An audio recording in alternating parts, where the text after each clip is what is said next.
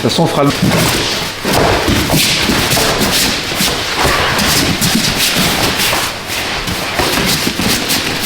C'est là. Qu'est-ce qu'ils nous ont fait? Tu veux nous décrire ça? Qu'est-ce qu'ils nous ont fait de beau? Il m'a éjecté. Il m'a crocheté bien ma jambe.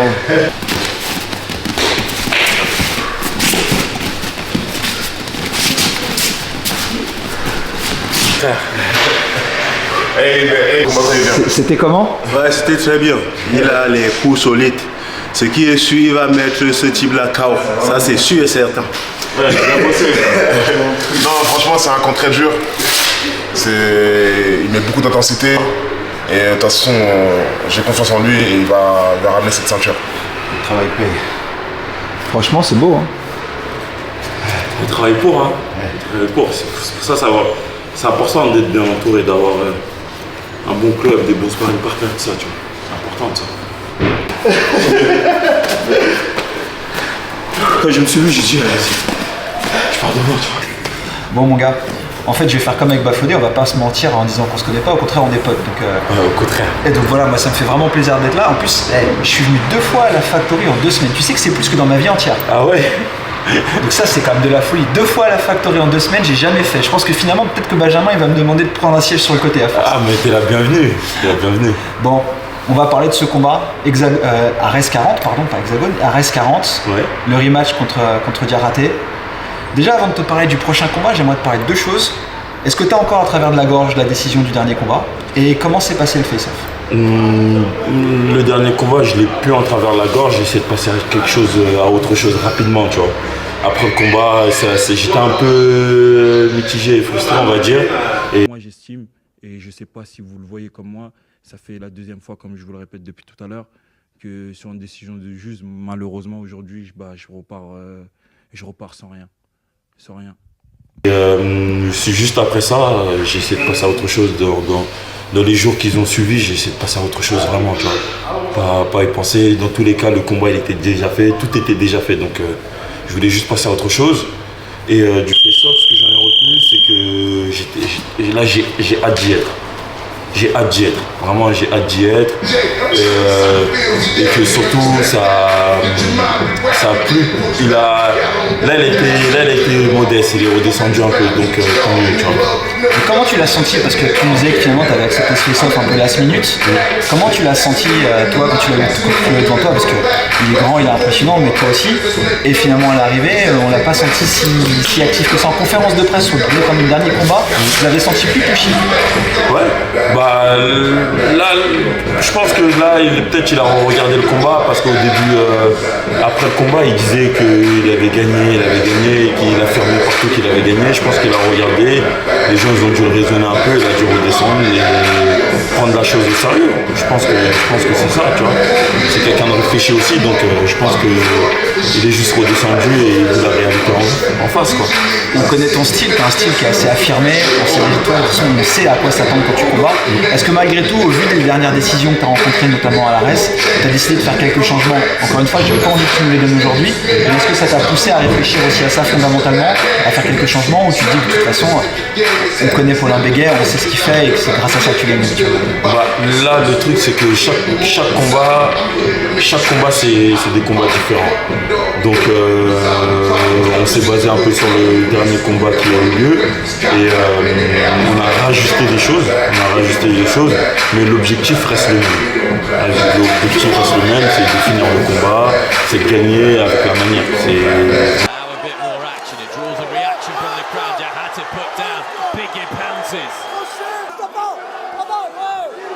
L'objectif reste le même.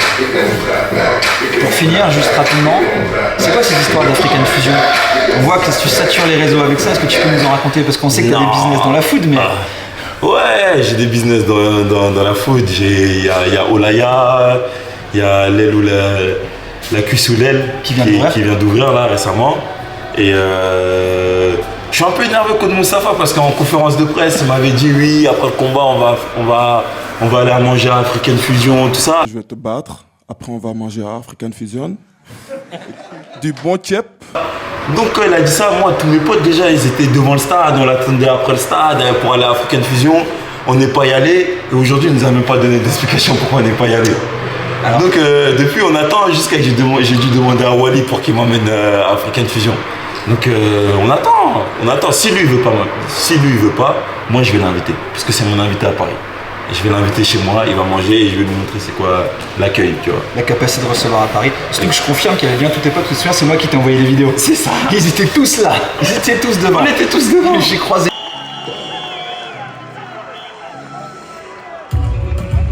On était tous là, on voulait aller à African Fusion, mais bon. Malheureusement ça s'est pas fait, mais prochain combat c'est moi je l'invite. 10 avril, Paulin champion.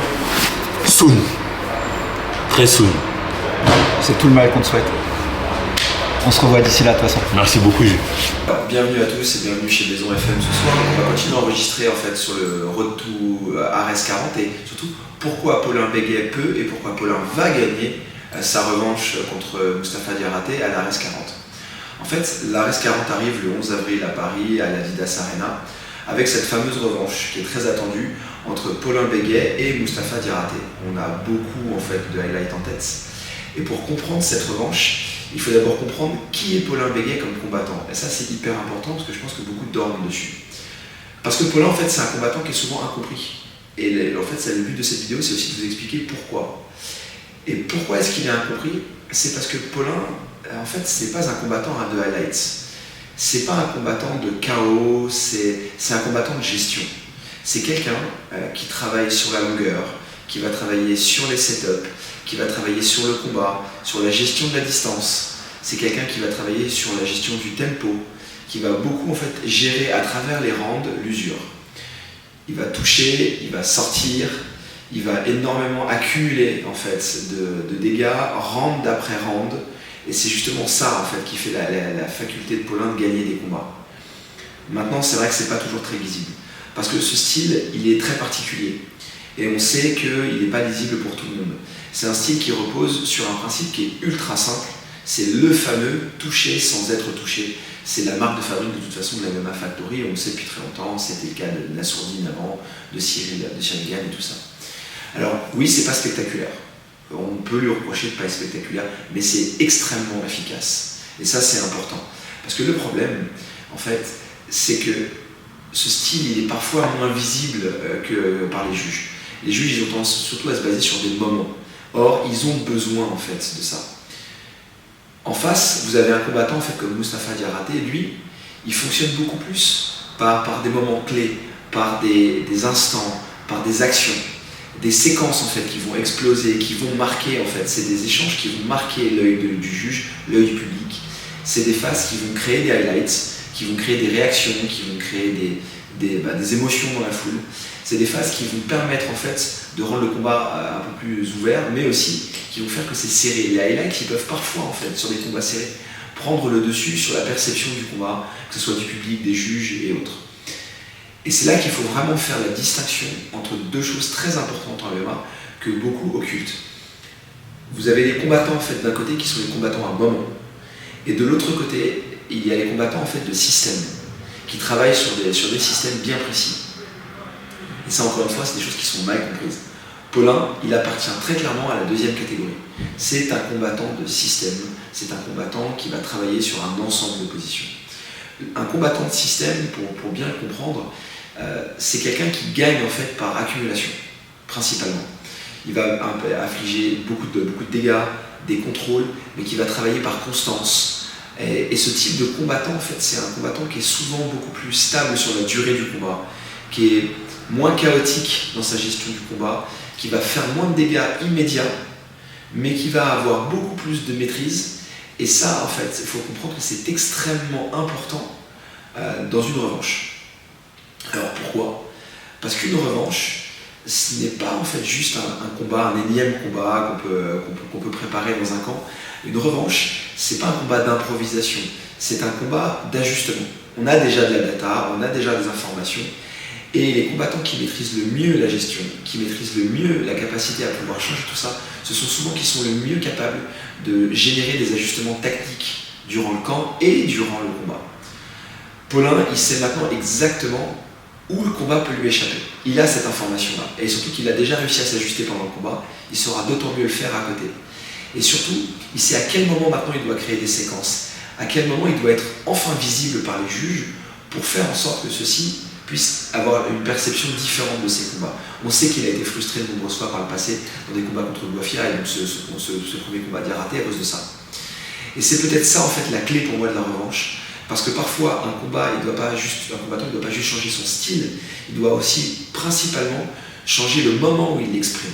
Changer son style, c'est très difficile. L'ADN d'un combattant, c'est difficile de la changer, mais ses codes et les moments d'expression, on peut les faire évoluer.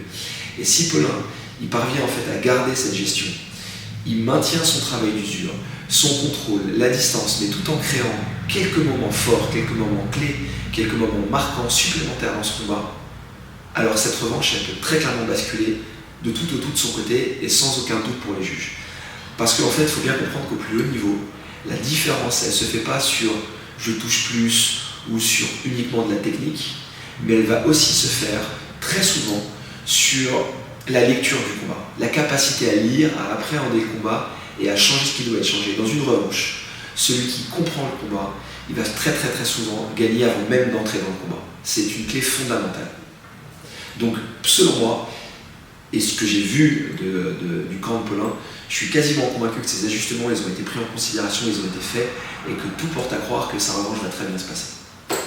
Bon, écoutez, maintenant il n'y a plus qu'à, on croise les doigts pour que le combat se passe bien.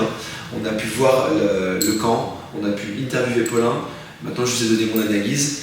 Et bah écoutez, charge à vous maintenant de me mettre un maximum de commentaires pour me dire ce que vous en pensez, parce que moi j'en pense certaines choses, mais comme je le dis souvent dans Mandal, c'est vous qui êtes le quatrième chroniqueur de Mandal ou mon interlocuteur principal, donc je compte sur vous pour ça, et on se voit très vite pour la conférence de presse et pour le combat. Allez, merci, à bientôt.